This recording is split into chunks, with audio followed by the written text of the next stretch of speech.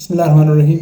मैं Javed Iqbal fire protection academy की जानिब से आपकी खिदमत में हाज़िर हूँ और दुनिया भर में उर्दू बोलने और समझने वालों को अस्सलाम वालेकुम। आज हम एक बार फिर NFPA 1001 फायर फाइटर 1 कोर्स का आगाज़ करते हैं और जहाँ से हमारा सिलसिला मुनक़ते हुआ था उसको दोबारा बहाल करते हैं। इस वक्त हम article 4.3.4 forced entry into a structure उसको देखेंगे।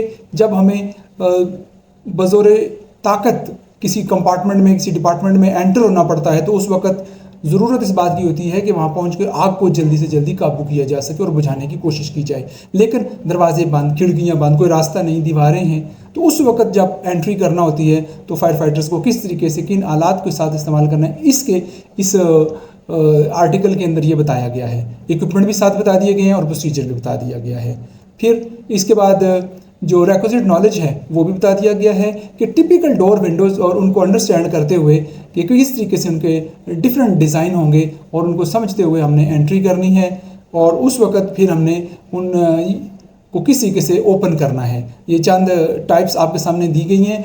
आपकी सिनेरियो में, आपकी सिचुएशन में कुछ नया भी हो सकता है, कुछ डिफरेंट भी हो सकता है, तो उसको भी आप जिस ऑर्गेनाइजेशन में होंगे उसको अंडरस्टैंड करके काम करना है। लेकिन इस कोर्स के दौरान चंद एक दरवाजे और उनके स्टाइल आपको दिखाए जाएंगे कि इस तरीके से ओपनिंग क्लोजिंग होती है, तो आपने अंडरस्टैंड करना है। तो दी बेस्ट वे में हमने उसको काटना होता है, खोलने की कोशिश करनी होती है, लेकिन टूल्स हमारे पास होते हैं। तो जो स्किल चाहिए हमें, transport and operate, hand and power tool, उनको हमने ट्रांसपोर्ट भी कर लेना है और हमने उनको फिर यूज़ भी करना है, चाहे वो हैंड टूल हों चाहे वो पावर टूल हों। तो ये सारे हम उसके अंदर इस्तेमाल करेंगे जो इस वक्त आपके सामने आए हैं। मुख्तलिफ प्रैक्टिसेस होंगी और इस तरीके से हम फोर्स्ड एंट्री करेंगे ताकि हम ये ना हो कि डोर के बंद होने की वजह से हम आग तक पहुंच ना सकें और आग बहुत बड़ी आग की सूरत में आने के बाद फिर हमसे काबू ना हो सके। तो इसलिए फोर्स्ड एंट्री भी कभी कभी करना पड़ सकती है। फिर ये है कि बात एग्जिट हैज़ार्डियस एरिया, जब ऑब्स्क्योर्ड विजन हो जाए, जब कुछ भी नज़र ना आ रहा हो, तो उस वक्त जब वहाँ से निकलना पड़ेगा तो हमने किस तरीके से टीम की इंटेग्रिटी को मेंटेन करते हुए और अदर्स जो हमारे मेंबर्स होंगे उनको भी हमने डेंजर नहीं करना, उनको भी डिस्टर्ब नहीं करना, उनके लिए भी प्रॉब्लम नहीं क्रिएट करनी। उस वक्त जब हमने निकलना है तो किस तरीके से इस प्रैक्टिस को हमने करना है। जब कोई हमारा साथी किसी जगह पे ट्रैप हो जाए तो उस वक्त हमने बड़ी सिस्टम इन्फोर्स कर देना है, फिर कम्युनिकेशन को भी करना है और बिल्कुल एक मे डे वाली सिचुएशन क्रिएट करके कि एक आदमी कहीं ट्रैप हो जाए तो उस वक्त क्या क्या चीज़ें हो रही होती हैं वो सारी हमने करनी है और उसको हमने आइडेंटिफाई करना है, लोकेट करना है और फिर उसको एवैक्यूएट करना है। ये सारी प्रैक्टिस इस चीज़ के अंदर होगी। इसके लिए जो हमें स्किल्स चाहिए वो यही है कि ability to operate a team member in visit obscured condition और फिर locate and follow the guidelines. जो गाइडलाइन हम रिग करेंगे उनको फॉलो करते हुए जाना है जो कि हमें नज़र भी आ रही है, तो इसी के से हम सारा काम करेंगे। तो एनर्जी को भी कंजर्व करना है और एवैक्यूएट भी करना है, एवेलुएट भी करना है एरिया को कि हैज़र्ड वहाँ पर कोई किसी किस्म का मज़ीद ना रह जाए और सेफ हेवन के अंदर हमें चले जाना है। इसकी हम प्रैक्टिस करेंगे। 4.3.6 के अंदर है, ये सीढ़ी के बारे में है, ये लैडर के बारे में है, सिंगल सेक्शन है, मल्टी सेक्शन है, वो पुली होती है, उसके ऊपर रोप होता है, ऊपर का फ्लाई लॉग होता है, नीचे उसका सेटअप का एक बेस होता है पूरा। तो उस तरह की जो फायर इंजन के ऊपर होती हैं या फायर डिपार्टमेंट के ऊपर के अंदर होती हैं वो उन लेडर्स की ये बात हो रही है। तो जो गिवन लेडर्स हैं, जो हमें एक लेटर दी जाएगी उसके ऊपर ये सारे काम हमने करने हैं। सेटअप करना है, पहले उसको देख के कहाँ लगानी है, कैसे लगानी है, फिर माउंट, फिर उसके ऊपर चढ़ने की तैयारी करनी है, उसको चेक करना है, फिर असेंड करना है, फिर उसके ऊपर चढ़ जाना है, फिर वहाँ पे डिसेंड करना है, फिर उससे नीचे उतरना है, चढ़ने का प्रोसीजर, नीचे उतरने का प्रोसीजर और फिर उसको डिसमाउंट करना है, फिर उससे उतरना है पूरा प्रॉपर नीचे आके हम उतरेंगे उससे। और इस जो ग्राउंड लैडर होगी इसके बारे में ये सारी तरतीबें यहाँ पर। फिर ऑपरेशन भी हमने करने हैं, होस को इस्तेमाल भी करना है, लेकर कैसे जाना है, ब्रीदिंग ऑपरेटर्स होगा तो तब हमने कैसे जाना है, ये सारी चीज़ें इसकी हमारी इस ड्रिल के अंदर आएंगी। तो इस लैडर को हमने समझ लेना है। ये मुख्तलिफ चीज़ें आपके सामने दिखाई गई हैं ताकि आपके जहन में एक तरतीब आ जाए कि हमने जब कोर्स होगा तो इंशाल्लाह उसमें किस तरीके से काम कर लेने हैं। और यही काम कुछ डिपार्टमेंट्स में हमारे साथी कर भी रहे होंगे और मज़ीद जो है नए साथी जो होंगे वो इन कामों को करेंगे तो वो फायर फाइटर 1 बन जाएंगे। तो इतना अनहोनी नहीं है। आपको एक और खुशखबरी देता चलूँ कि ये जो कोर्स है ना फायर फाइटर 1 और फायर फाइटर 2 का, इसके लिए अल्हम्दुलिल्लाह मेरे इल्म के मुताबिक प्री बोर्ड NFPA की भी ज़रूरत नहीं है। और NFPA तो कुछ कहता ही नहीं है, जितना हम उससे परेशान हो रहे थे कि अगर हम ये एजुकेशन ले लेंगे तो शायद हमें NFPA कुछ कहे, ऐसी बात नहीं है। जो आपको फायर इक्विपमेंट लेने से नहीं रोक रहा, अपने स्टैंडर्ड को गो थ्रू करके, पोर्टेबल एक्सटिंग्विशर से नहीं रोक रहा, स्प्रिंकलर सिस्टम लगाने से नहीं रोक रहा, हाइड्रेंट सिस्टम लगाने से नहीं रोक रहा, सप्रेशन सिस्टम जो क्लीन एजेंट है उनसे नहीं रोक रहा, तो वो इनसे कैसे रोक रहे हैं? वो क्वालिफिकेशन के बारे में तो वो बड़े अच्छे तरीके से NFPA 1000 के अंदर ही बता देता है कि आपने कैसे एक्रेडिटेशन करनी है, कैसे सर्टिफिकेशन करनी है, क्या सिस्टम है इसका, और आप अपने यहाँ स्कूल बनाएं, ये चीज़ें रखें और ट्रेनिंग करें कोई उसका। फिर NFPA 1001 के डिस्क्लेमर में आप गो थ्रू करें, वो इन सारी चीज़ों को कहते हैं जी करें, कोई ऐसा इशू नहीं है, बिस्मिल्लाह करें और फायर फाइटर 1 बने। फायर फाइटर 1 कोई इतनी वो सख्त या ख़राब चीज़ नहीं है कि वो किसी तरीके से पाकिस्तानियों के काबू में ना आ सके, बस अभी आपने हिम्मत करनी है इंशाल्लाह। ठीक है जी। और ये लैडर ही के बारे में सारी चीज़ें बता दी गई हैं, सारा नॉलेज जो है वो आपके सामने इस वक्त हमने रख दिया है, इसको आप गो थ्रू कर लीजिएगा और कोर्स में आने से पहले पूरी तैयारी करके आइएगा। 4.3.7 attack a passenger vehicle fire operating as a member of a team. जब आपने एक गाड़ी की आग के ऊपर जाके उसको आग को बुझाना है तो किस तरीके से एहतियातें करनी है। PPE और हैंड टूल तो अपने साथ होंगे ही, बाकी जो चीज़ें हैं वहाँ पे जो लीकेज के चांसेस हैं, वहाँ पे जो फ्लैश ओवर के चांसेस हैं, फ्लैश फायर के एकदम से चांसेस, वो जब आग जो एकदम से भड़क के एकदम बड़ा शोला दे जाती है तो वो बड़ी ख़तरनाक हो जाती है। एक फायर बॉल की सी सिचुएशन पैदा हो जाती है, तो उस वक्त अपने आप को किस तरीके से बचाना है, इसकी प्रैक्टिस होगी। और फायर व्हीकल के जो कंपार्टमेंट्स हैं उनको ओवरऑल कर लेना है। अब ओवरऑल क्या है, इसको थोड़ा सा हम देख लेते हैं। ओवरऑल का मतलब होता है कंप्लीट जांच पड़ताल करना। आग जब बुझ जाती है ना, फिर भी उसको चारों तरफ घूम के 360 उसका करके ऊपर नीचे हिला जुला के हर चीज़ को, जैसी भी जहाँ की भी आग लगी होती है उसका जब आपने ओवरऑल करना है तो उठा पटखा के हैंड टूल्स के साथ, और वो शॉवल टाइप चीज़ें होती हैं ऊपर से नीचे से फिर घुमा फिरा के भी देखा जाता है और एरिया में भी देखा जाता है कि कहीं कोई उसका पीस आग का कोई इधर उधर उड़ के तो नहीं चला गया, तो फिर वो कम्प्लीटली ओवरऑल उसको कर लिया जाता है। उसके बाद फिर इंश्योर किया जाता है कि यस फायर इज़ आउट। उससे पहले हम ये स्टेटमेंट नहीं दे सकते। तो ये चंद एक चीज़ें हैं ये फायर के लिए जो हमने आपके सामने पेश की हैं। तो ये इस तरफ ओवरऑल करते हुए हमारा एक साथी आया, जब हम आग बिल्कुल बुझ चुकी है फिर भी वो फायर को ओवरऑल कर रहा है और इंश्योर कर रहा है कि फायर इज़ कम्प्लीटली आउट। और ये सारा नॉलेज की प्रिंसिपल ऑफ फायर स्ट्रीम्स जो हैं उनकी ऑटोमोबाइल के ऊपर, और एडवांस लाइन जो होती हैं उनको किस तरीके से आपने लेकर जाना है, और फ्यूल को अल्टरनेट फ्यूल जो हैं और हैज़र्ड्स एसोसिएटेड विद देम, ये सारी चीज़ें आपने इंश्योर करनी हैं।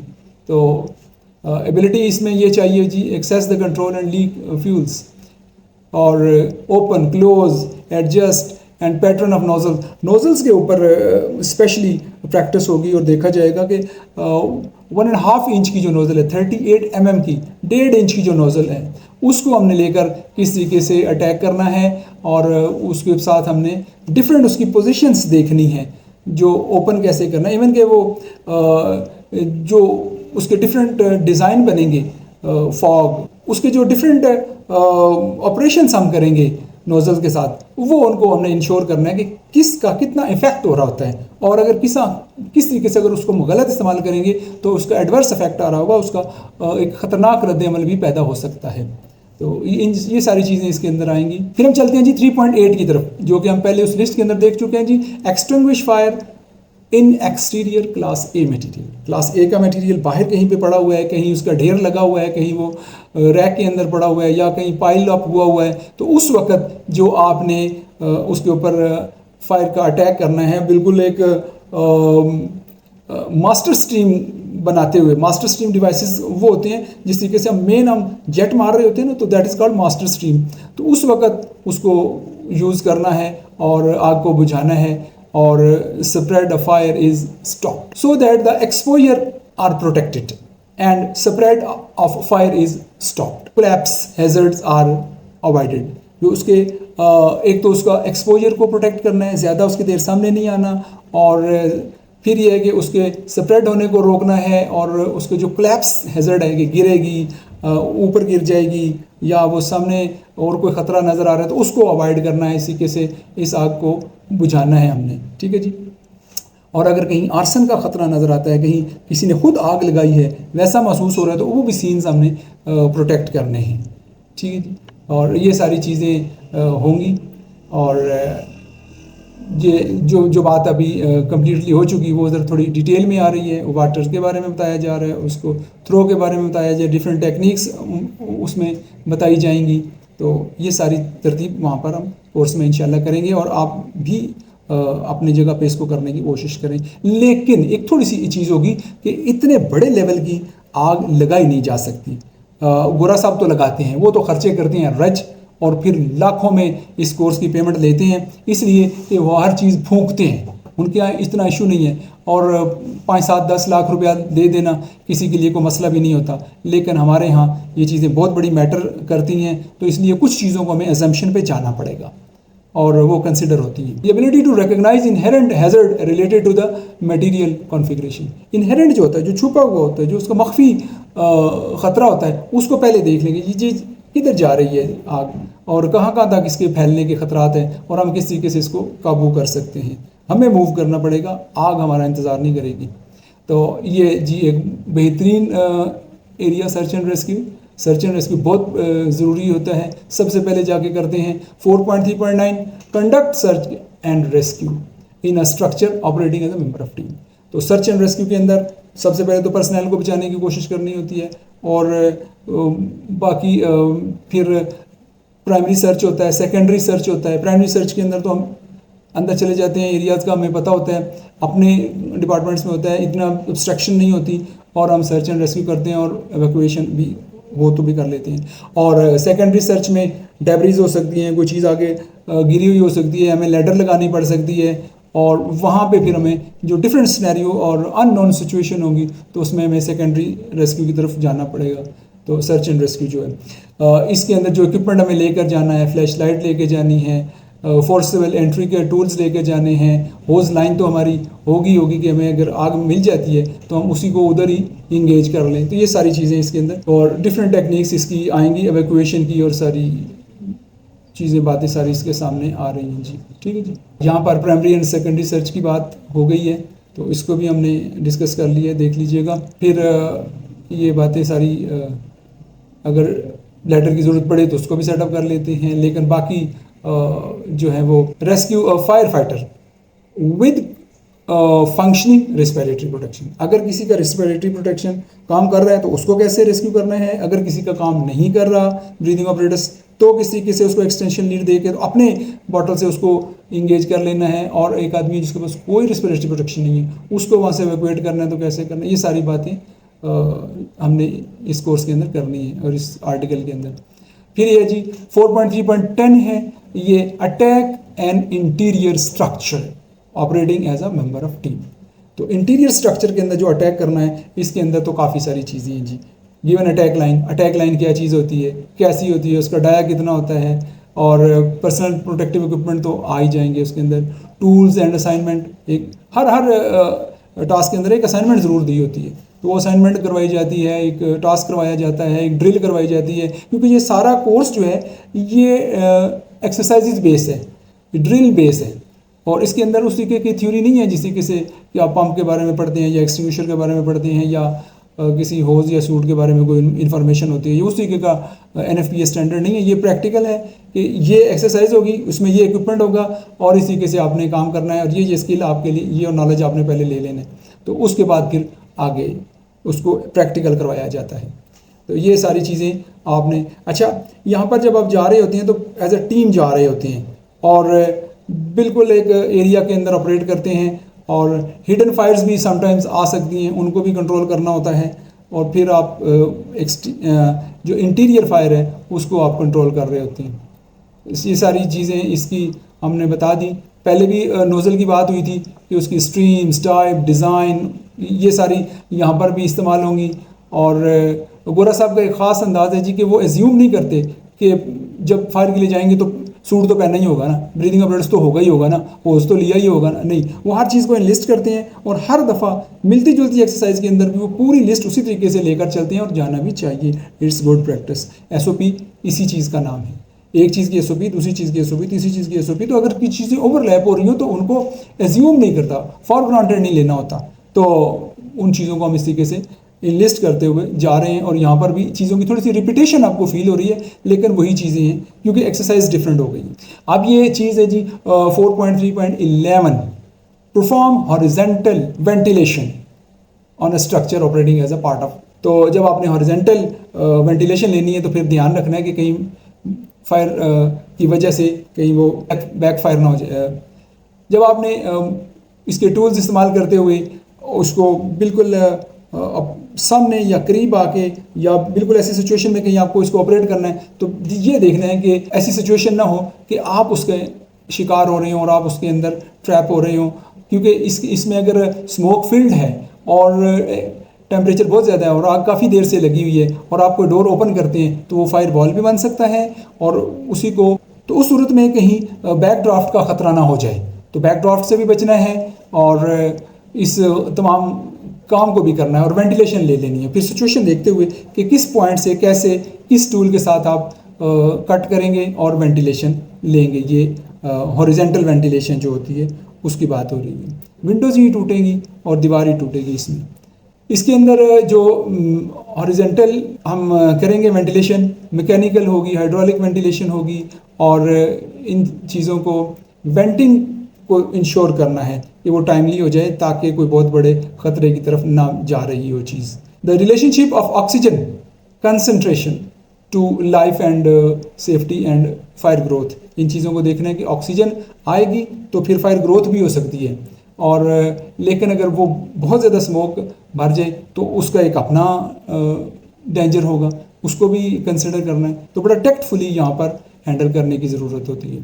ये ability to transport and operate ventilation tool and equipment, जो भी वेंटिलेशन टूल एंड इक्विपमेंट होंगे डी स्मोकिंग के हो जाएं या इसके अलावा कोई और टूल और इक्विपमेंट आपके यहाँ हो तो उसको भी सीख के इस्तेमाल करना है।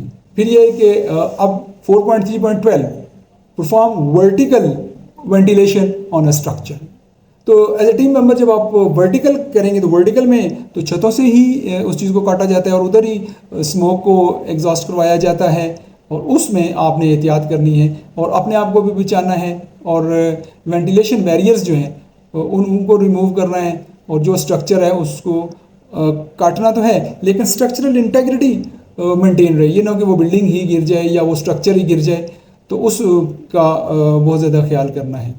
ठीक है। और retreat from area when ventilation is accomplished, तो रिएट्रेट करना है, वहाँ से वापस होना है, निकलना है, भागना है, वहाँ से वापस आना है सेफली, तो उस चीज़ का भी ख्याल रखना है जब वेंटिलेशन मुकम्मल हो जाए। The method of heat transfer, अब हीट ट्रांसफ़र के जितने भी मैथड हैं, कंडक्शन है, कन्वेक्शन है, रेडिएशन है, वो सारी चीज़ें आपके जहन में होनी चाहिए कि किस तरीके से आप techniques and safety precautions for venting of float, techniques and safety precautions for venting flat roofs, अगर फ्लैट रूफ है, पिच्ड रूफ है या बेसमेंट है तो वहाँ से आपने जब इसी से कराना है तो कैसे कराना है, ये सारी बातें आपने जहन में रखनी है। और ये थर्मल लेयरिंग का जो कॉन्सेप्ट है इसको भी जहन में रखना है। थर्मल लेयरिंग ये होती है कि एक जगह पे नीचे सबसे ज़्यादा सबसे कम गर्म हवा, फिर ऊपर थोड़ी ज़्यादा गर्म हवा, फिर बिल्कुल टॉप पे बहुत ज़्यादा गर्म हवा और छतों के साथ तो ये बिल्कुल गैस की सूरत इख्तियार कर चुके हैं, ये गर्म हो रही होती है।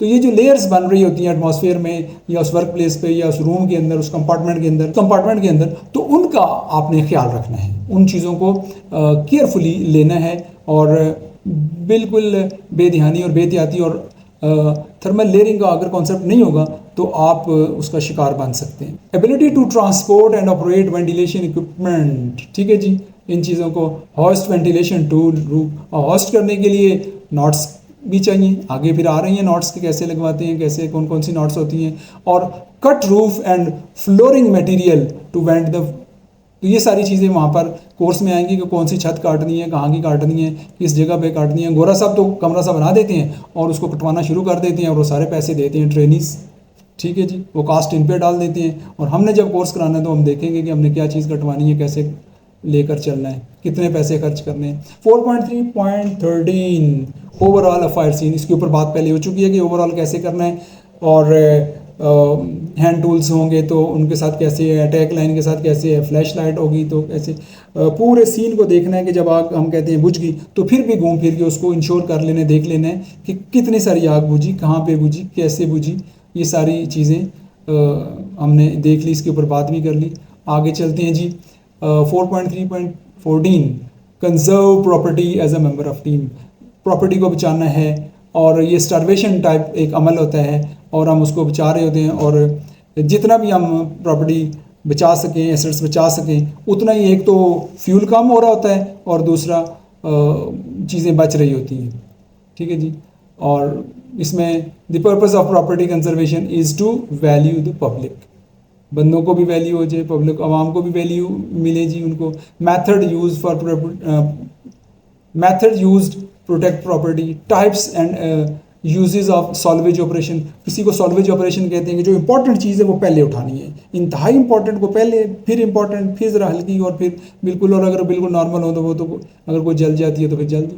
तो ये सारी चीज़ें आपके सामने हैं, इसको गो थ्रू कर लीजिएगा, तैयारी करके आइएगा इंशाल्लाह।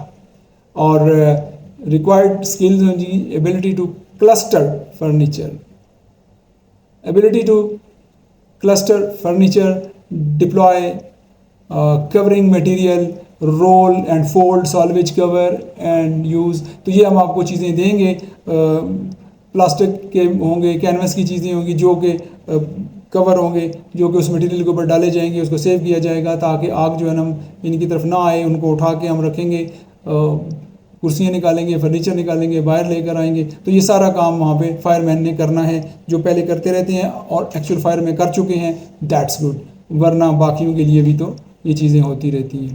तो अभी तक के लिए इतना ही, इंशाअल्लाह अगले तरतीब के साथ हम फिर हाज़िर होते हैं, और इस कोर्स को हमने बहुत जल्द मुकम्मल कर लेना है, और उसके बाद NFPA 1500 की तरफ भी जाना है, और दीगर जो इसके एरियाज़ हैं जैसे इंसिडेंट मैनेजमेंट सिस्टम है उसको भी अंडरस्टैंड करना है। अपना और अपने गिरदो पेश का फायर सेफ्टी के लिहाज से बहुत ज़्यादा ख्याल रखिएगा। अल्लाह हाफिज़।